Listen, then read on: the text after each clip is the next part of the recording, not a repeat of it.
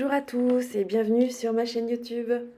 Tout d'abord, je vais me présenter. Je m'appelle Chantal Delanoë et je suis thérapeute et praticienne en Ayurveda depuis plus de 16 ans à Rennes. Ancienne infirmière, aujourd'hui j'accompagne toutes les personnes qui sont en déséquilibre, qui ont des petits problèmes de santé et qui souhaitent justement apprendre à prendre soin d'elles avec les pratiques de l'Ayurveda. Voilà, alors tout d'abord, je tenais aussi à vous remercier, vous tous qui êtes abonnés à ma chaîne, d'être aussi nombreux et nombreuses à regarder ces lives que j'ai créés en 2022 avec plusieurs de mes collègues professionnels de l'Ayurveda. Je sais que pour certains de mes lives, la qualité de la vidéo n'est pas top et je m'en excuse. Cependant, outre la forme, selon moi, c'est plutôt le fond, c'est-à-dire le sujet abordé qui est important. Aujourd'hui, vous allez découvrir une de mes collègues que j'apprécie beaucoup et que vous pouvez retrouver sous le nom de Nat Ayurveda sur Instagram et grâce à son podcast, le podcast de l'Ayurveda, avec son associée Lorraine. C'est une personne que j'affectionne beaucoup pour sa vivacité, son empathie et sa joie de vivre, vous allez le découvrir, mais aussi parce qu'elle est inspirante. En ce moment, elle se trouve sur le chemin de Compostelle en pleine introspection et je suis certaine qu'elle en reviendra encore plus vaillante et vibrante. Comme c'est le printemps et qu'il y a pas mal de choses à adopter et adapter, et notamment par rapport à l'alimentation, du coup j'ai demandé à Nat de partager ses conseils ayurvédiques pour rester en pleine forme. Bon, j'arrête de vous faire languir et sans plus attendre, je vous retrouve avec Nat dans cette nouvelle vidéo de Parlons Ayurveda. Bonjour à tous, on est en direct sur le groupe aujourd'hui avec Nathalie Isseni, qui comme moi fait partie de la FFA, donc la Fédération française Tout d'Ayurveda, à fait. et comme moi est praticienne, et enfin toi tu es consultante en Ayurveda. Conseillère consultante en Ayurveda, c'est-à-dire que j'ai le cursus, complet, De 3 ans. hygiène de vie, nutrition et soins corporels. Voilà, et moi je suis praticienne et éducatrice en santé ayurvédique. Et donc, du coup, toutes les deux, on s'est dit, tiens, et si on faisait un petit live autour de l'alimentation au printemps. Voilà, comme j'avais fait sur l'alimentation en hiver avec Marie-Ève, voilà, avec Marie-Ève, aujourd'hui, c'est avec Nathalie.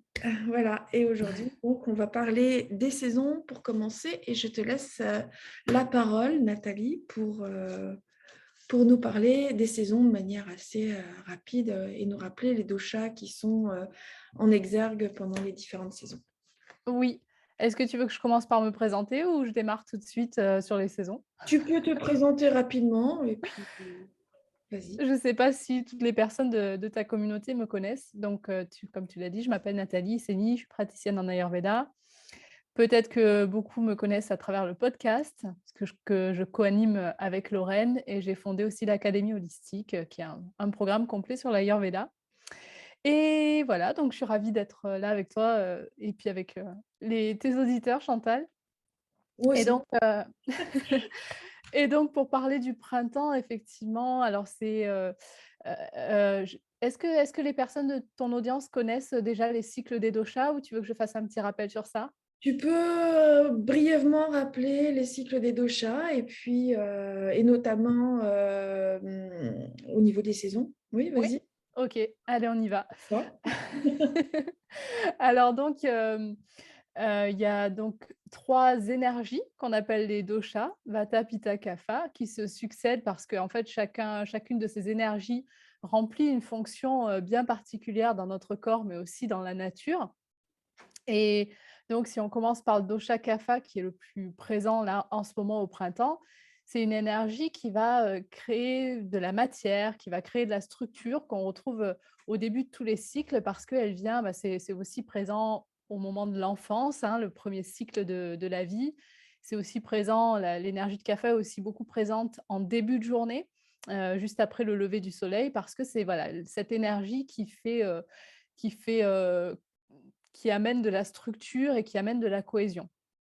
Donc on va en parler un petit peu de ce que ça amène, par la suite, mais voilà, ça c'est l'énergie qui est très présente en ce moment, Kapha. Et puis après, une fois que Kapha, diminue un petit peu, on a l'augmentation ensuite du dosha Pitta, qui est dominé par le feu et donc qui sera très présent en été. Et ce dosha Pitta, lui, il amène beaucoup de transformations. C'est vraiment le dosha de l'action.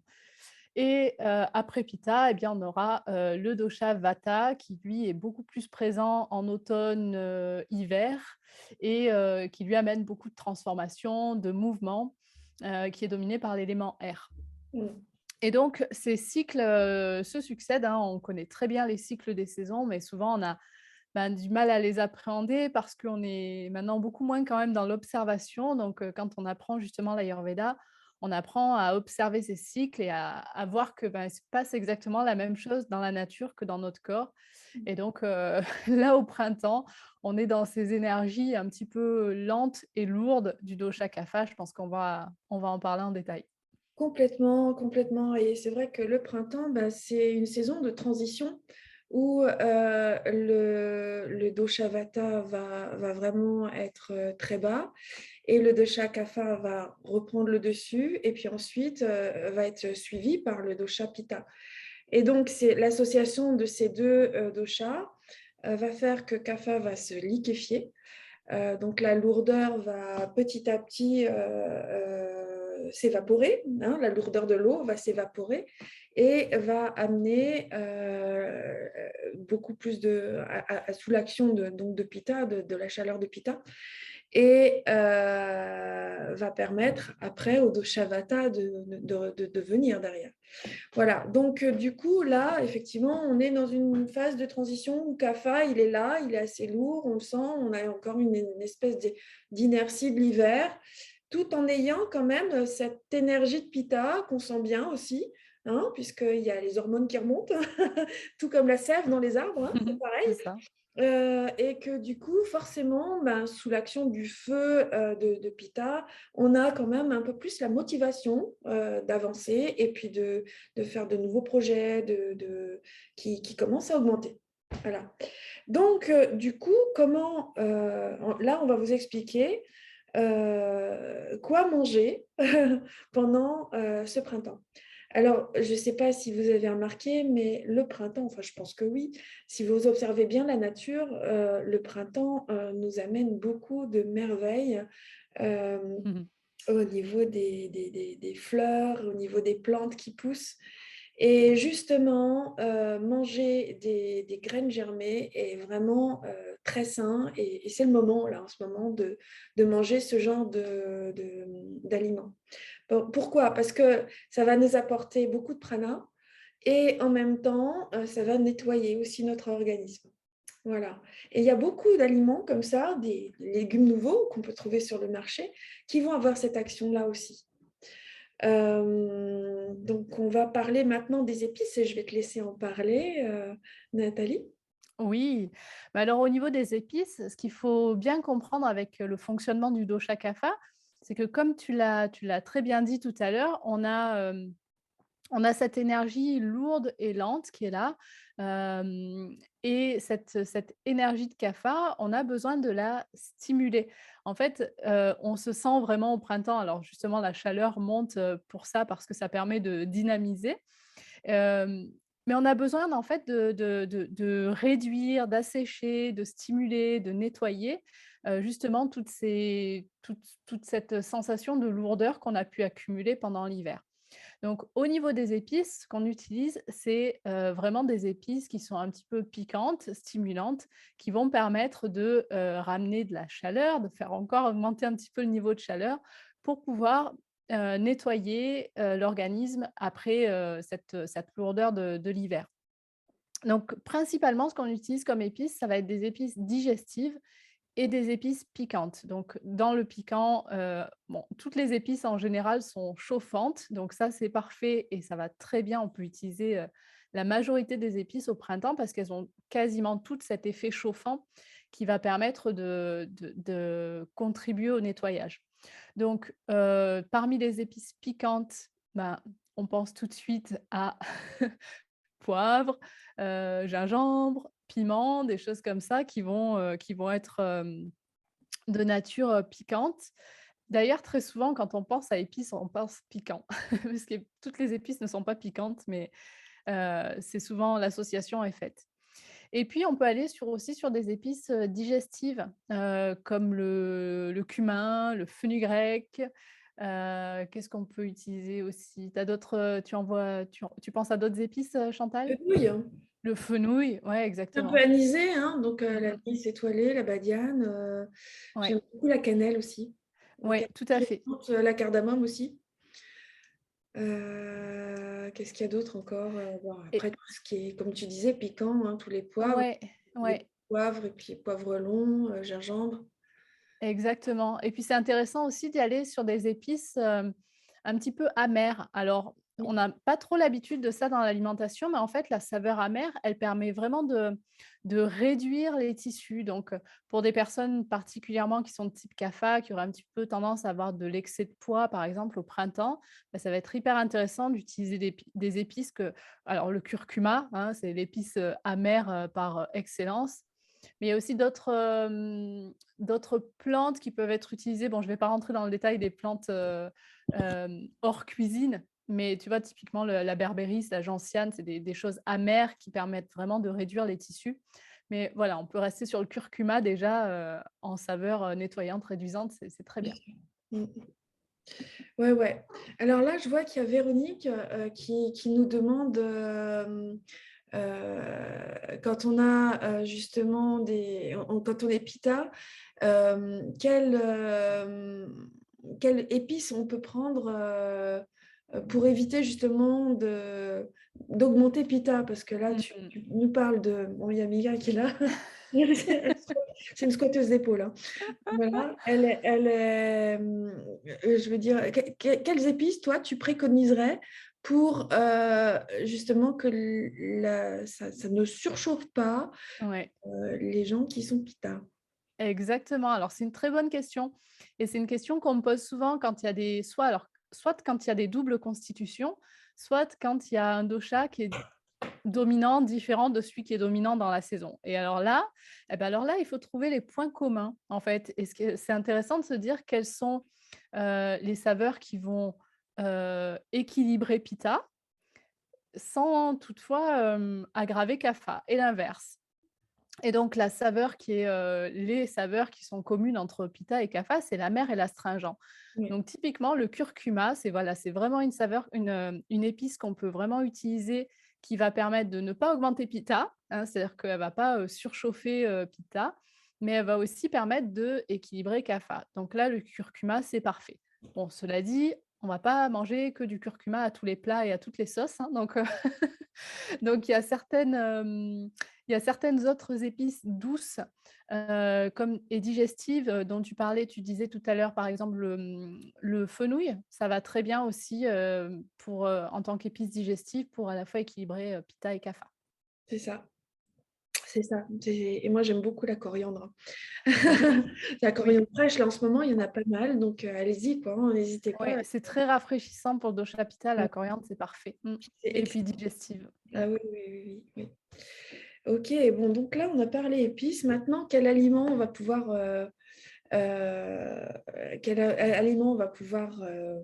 prendre plus particulièrement. Alors moi, ce que je vous invite à faire, et c'est ce que je fais de manière récurrente et régulière, je vais beaucoup sur les marchés. Mmh. Moi, j'adore aller sur les marchés et surtout pour rencontrer les producteurs et les maraîchers locaux et voir ce qu'ils ont comme, comment dirais-je, euh, ce qu'ils ont comme aliments, en fait, en ce moment, sur les étals, avec lesquels je peux jouer au niveau des couleurs, au niveau des saveurs.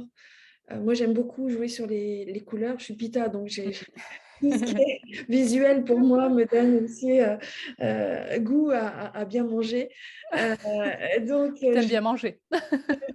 bien manger, mais j'aime pas Mmh. trop manger. Tu vois, j'aime Ouais. pas quand c'est trop lourd.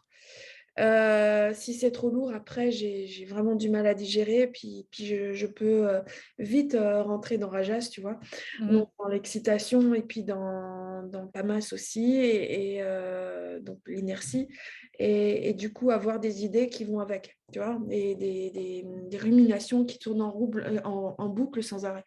Donc, c'est pas forcément une bonne idée de trop manger, surtout en période CAFA comme Mmh. le printemps. Donc, moi, ce que je vous invite à faire, c'est d'aller sur le marché, de regarder euh, toutes les, tous les légumes nouveaux qui sortent, et puis de réfléchir à des plats où vous pourriez varier les couleurs. Marier les couleurs. Là, en ce moment, moi, j'aime beaucoup. Il y a des blettes de toutes les couleurs, de plein de couleurs. Et j'adore les couper en petits morceaux et en faire des plats colorés comme ça. Donc, ça va de l'orange au rouge, au rose fuchsia aussi, au jaune. Et c'est Mmh. magnifique. Moi, j'adore, hein. Après, bon, faut savoir si on aime le goût. Mais en même temps, si on associe avec les épices, plus on associe avec les céréales, ça donne un bon goût en fait au plat et c'est vraiment excellent, quoi. Ouais, ça permet de mettre du fun dans sa cuisine et de s'éclater avec des choses, de saison. C'est ça, c'est ça. Et puis n'hésitez pas à rajouter des petites graines germées quoi par-dessus, hein. Moi j'aime beaucoup les graines germées de radis, de fenouil. Il y a l'alfalfa aussi que j'aime beaucoup. L'alfalfa amène une petite note fraîche qui est très agréable, surtout pour moi qui suis pita. Et du coup, ça m'aide beaucoup à bien digérer et c'est vraiment très agréable. Voilà. Alors maintenant, on peut parler aussi céréales parce que les céréales, normalement, devraient faire partie intégrante de notre alimentation et de chaque repas qu'on fait, et notamment de 50% à peu près de chacun de nos plats. Enfin, non, en principe, quand on mange ayurvédique, on fait un plat unique, C'est hein. ça. On ne fait pas entrée, plat, dessert. Parce que le problème, c'est qu'après, ben, déjà, il y a le changement au niveau de la température qui n'est pas forcément conseillé. Si on mange froid, ça va rafraîchir notre feu digestif. Et donc, on aura... Bon, Mia, tu vas sortir parce que là, ça commence à être un peu pénible. Euh, et donc, du coup, on va... c'est l'association des températures qui va générer des toxines, un ralentissement déjà du feu digestif et ensuite la production de toxines, forcément. Et puis le fait d'alourdir un repas qui a déjà été pris, qui a déjà commencé avec quelque chose de lourd comme un dessert, et encore moins approprié en fait. Et c'est pour ça que souvent après, on risque d'être fatigué et avoir envie de dormir, ce qui est logique. Donc, ce que je vous propose déjà, c'est toujours prendre des aliments complets. Donc, tout ce qui est légumineuse, tout ce qui est céréales, doivent être complètes ou demi-complets, mais pas blanches en fait, pas raffinées quoi. Parce que sinon, la digestion ne se fait pas correctement. Et ben, le risque, c'est que vous risquez d'être fatigué, d'être, comment dirais-je, enfin, de ne pas être forcément au top et d'avoir un transit très ralenti aussi, quoi. Est-ce que tu veux rajouter quelque chose par rapport à ça, Nathalie? Oui, bah, sur les céréales complètes, effectivement, de manière générale, on va privilégier des choses qui sont complètes. Alors, quand on dit ça, il faut faire un petit peu attention à la terminologie et s'assurer que tout le monde, ait bien la bonne définition. En fait, quand on parle de céréales complètes, c'est pas parce que sur les autres céréales, il manquerait quelque chose. Hein, c'est-à-dire que quand on parle de céréales ou d'aliments complets de manière générale, on le met en opposition avec des aliments qui sont raffinés. Donc c'est-à-dire qui ont reçu une transformation industrielle. Donc ce qui se passe avec les céréales notamment quand elles sont blanches, ou en tout cas quand elles sont pas complètes, ce qui se passe, c'est qu'elles ont subi une transformation pour les rendre plus, plus conservables dans le temps, en fait, hein, la plupart du temps, c'est ça. Et donc, en fait, comme elles ont subi une transformation, ça les rend parfois moins digestes, et ça les rend aussi moins nourrissantes. Donc c'est de là aussi que viennent beaucoup d'intolérances, de maladies alimentaires, d'allergies et cetera. C'est du fait de cette transformation des aliments.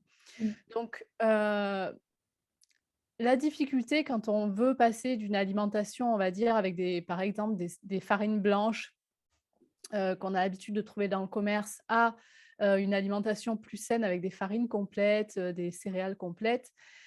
Il y a Moi, j'aime bien quand même recommander de faire une période de transition. C'est comme ça que j'accompagne, mes clientes parce que la céréale complète, elle va être plus lourde, elle va être plus nourrissante, et donc ça peut être mal, perçu par l'organisme. Donc on y va j'aime bien, voilà, faire une petite transition avec du semi-complet, par exemple, tu vois? Pour habituer, progressivement l'organisme à avoir quelque chose Bien de sûr. bonne qualité.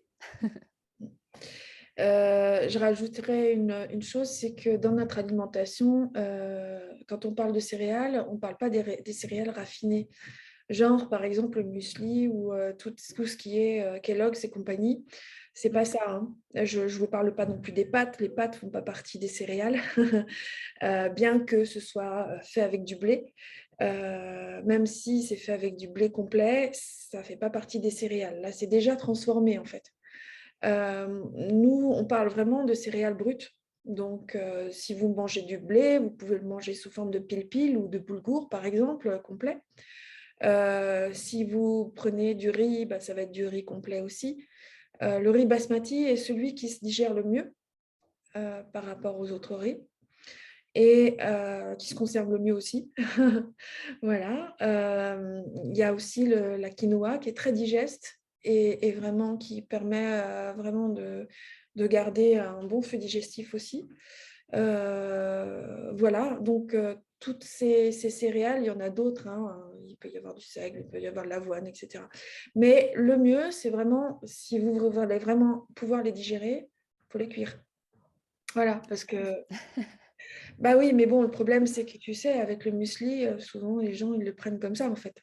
Sans lait, sans rien, enfin bon, voilà et je vois les enfants, j'ai vu des enfants de mon ex-compagnon, par exemple, ils mangeaient leur muesli comme ça, en fait, leurs céréales comme ça, sans le mettre dans du lait chaud, sans voilà, donc du coup, bah, après, ils avaient un peu mal au ventre, mais c'est pas logique, c'est logique, en fait, tu vois?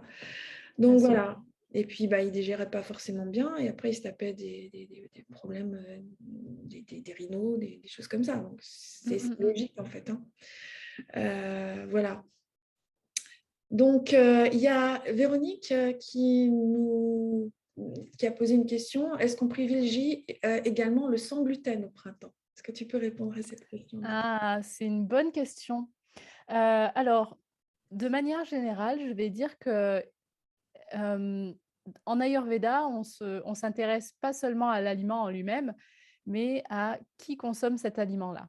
Donc, la question du gluten, c'est pas seulement une question d'aliment, c'est-à-dire que le gluten en lui-même, c'est pas quelque chose de problématique.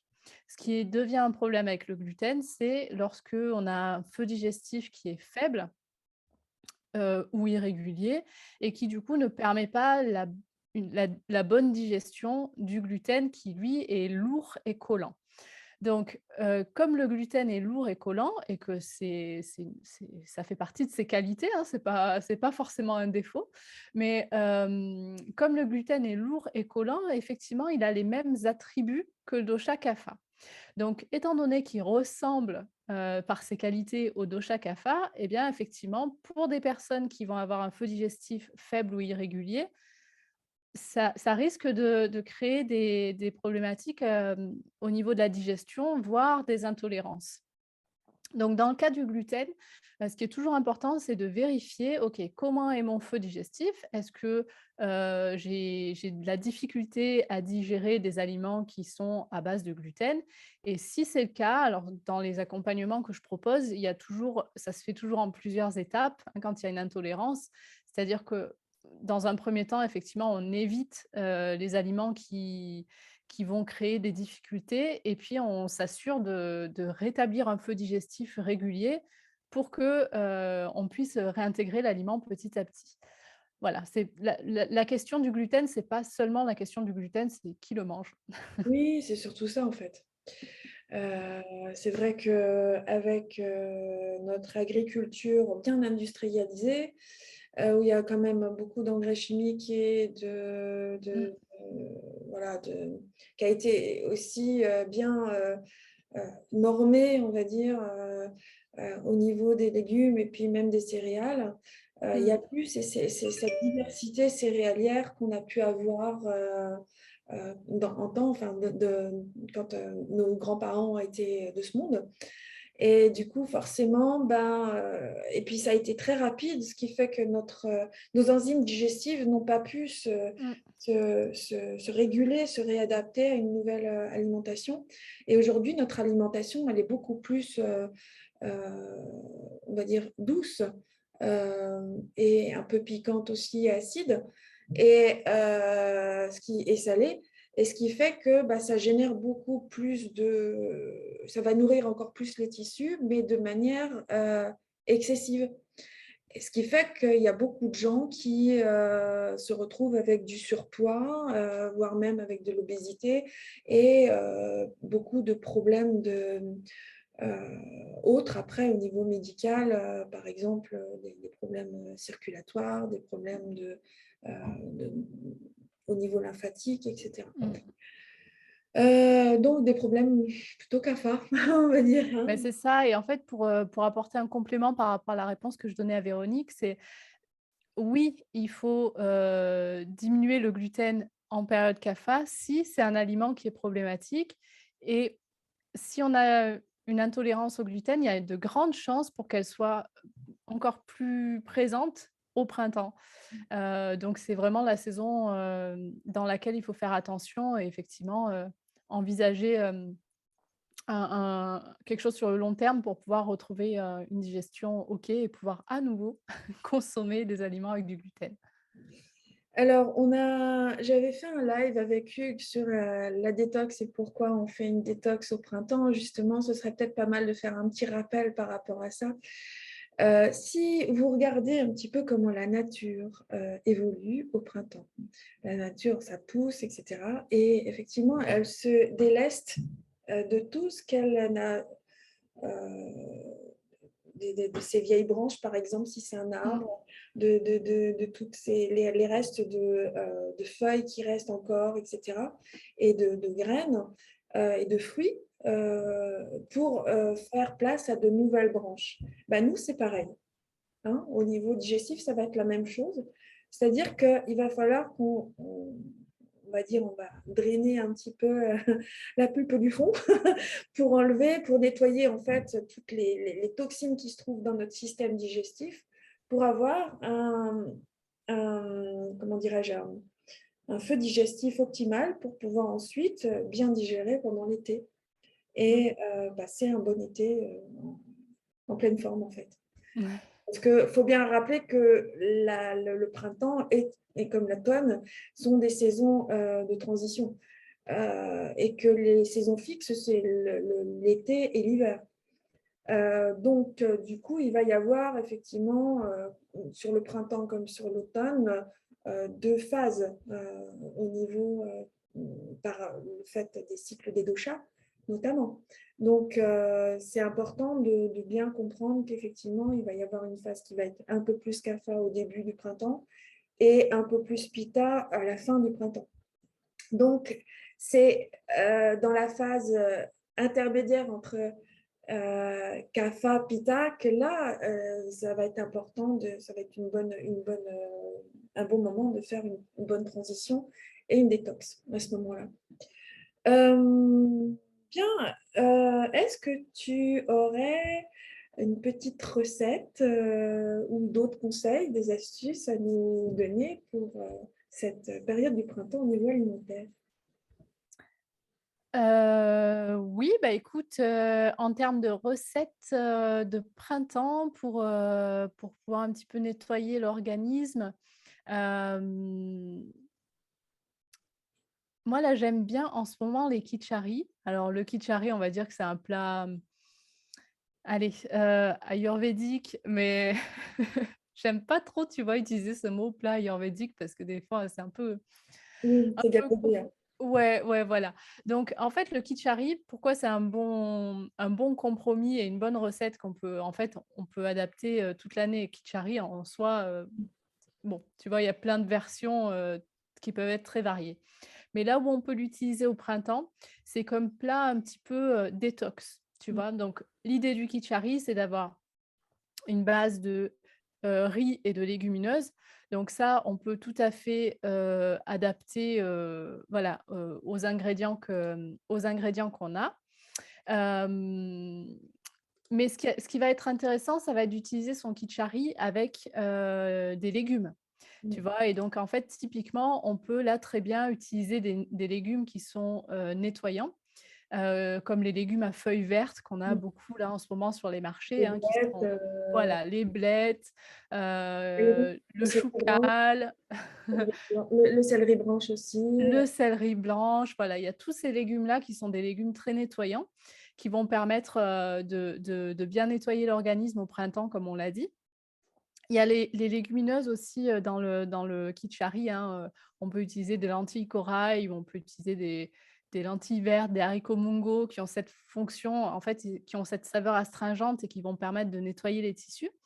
Donc tu vois, le kitchari, c'est un bon plat que j'aime bien faire en ce moment, qui on peut voilà, on peut l'utiliser avec des épices, dont on a parlé, hein, les épices un petit peu piquantes, du curcuma aussi pour nettoyer. Donc, tu vois, ça peut vraiment faire un bon plat détox. C'est simple à préparer. Ouais, bien Voilà, fait, hein. on peut s'amuser avec les couleurs, on peut s'amuser avec les épices, tu vois? Il y a plein de variétés de kitchari qu'on peut envisager et c'est un plat que j'aime beaucoup, en ce moment. Mmh mh. Moi, je vais aller plus loin par rapport aux recettes qu'on peut faire. Effectivement, faire des variantes du kitchari, avec, effectivement, de du riz et des légumineuses, mais on peut faire aussi on n'est pas obligé de mettre des lentilles, on peut mettre aussi des haricots. Tout à Heu, fait. voilà, tout ce qu'il faut bien aussi, garder à l'esprit, c'est que c'est vraiment important de bien nettoyer les céréales et les légumineuses avant de les faire cuire. Ouais Même de les faire tremper, c'est encore mieux. et Parce que même la veille, si on peut, c'est encore mieux. voilà, parce que c'est vraiment important, ça permettra vraiment, qu'elles soient vraiment bien digestes Mmh. et que ça stagne pas dans notre système digestif, ça ne colle pas aux parois du système digestif, en fait. Et que ça puisse s'évacuer, correctement et s'assimiler aussi correctement. Donc moi, je vais partager mon écran. J'ai fabriqué j'ai fait un comment? Mince, comment dire? J'ai fait heu, j'arrive plus à trouver. Je suis embêtée là. Oui, j'ai préparé un e-book, interactif sur, un guide en fait pour cuisiner ayurvédique et donc avec l'élaboration d'un plat à partir de tout ce qu'on a dit, aujourd'hui et donc je vais partager l'écran pour vous en parler afin que si vous le souhaitez, en tout cas ce soir pour ceux qui sont présents, vous l'aurez gratuitement. Après il sera payant, hein, mais bon c'est pas énorme, hein, mais voilà, et donc je vais, voilà, vous le partager. Donc ce guide-là, c'est un guide qui va vous permettre, d'élaborer un plat selon l'Ayurveda et en fonction de votre dosha. Et donc, voilà, avant de commencer, il y aura un petit test Prakriti à faire ici. Ensuite, ben, voilà, il y a les aliments dont je vais parler, des épices digestives, des légumes, on en a parlé tout à l'heure, des céréales, des légumineuses, les produits animaux aussi et les huiles végétales. Et la recette type, elle sera ici. Puis si vous voulez aller plus loin, ben, il y a la méthode créa, hein. Donc, du coup, voilà comment il se passe. Donc, il y a les épices digestives. À chaque fois ici, vous allez avoir, pour aller plus loin, quelles épices sont bonnes pour quel dosha. Pareil pour tout ce qui est légumes ici. Avec les légumes ici, vous aurez aussi un petit réceptacle pour les céréales, etc. Et donc, si vous souhaitez, on peut aller plus loin. Donc, il y a la recette type là-dessus, les huiles. Et ensuite, voilà, il y a les proportions selon les doshas ici que j'ai mis pour que vous puissiez savoir exactement ce que vous pouvez manger si vous êtes Vata, Pitta ou Kapha. Alors évidemment, si vous êtes Vata Pitta, vous faites un petit mix des deux, sachant que c'est quand même celui qui est le plus prédominant qui va gagner. Hein. Voilà, c'est quand même mieux de ressentir. Donc moi, je vais vous inviter à observer ce qui se passe en vous et quel dosha est le plus prédominant chez vous afin d'orienter votre alimentation en fonction de ça. Et si vous voulez avoir un peu plus de connaissances là-dessus et d'accompagnement, n'hésitez pas à me demander ou à demander à Nathalie des conseils. On sera heureuse de pouvoir vous répondre. Donc, j'espère que ce petit live vous aura plu. Est-ce que vous avez des questions à me poser? C'est le moment. Et puis, en attendant, Nathalie, si tu veux rajouter des choses, n'hésite pas. Bah, écoute, je pense que sur le sujet du jour, on a bien fait le tour. Est-ce que est-ce que tu veux que je parle de l'actualité chez moi ou quelque Si tu chose? veux, vas-y, oui. Si tu as quelque chose à partager, c'est le moment.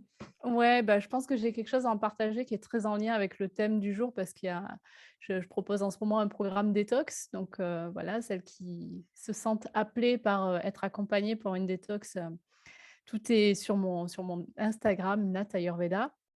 Et puis la semaine prochaine, je vais organiser une masterclass qui sera gratuite, et qui s'appelle «Comment, retrouver son équilibre corps et mental grâce à l'Ayurveda». Hmm. Et donc, ça va être sur Zoom jeudi prochain. Je me réjouis vraiment parce que je l'ai déjà donné au mois de février et que c'était génial.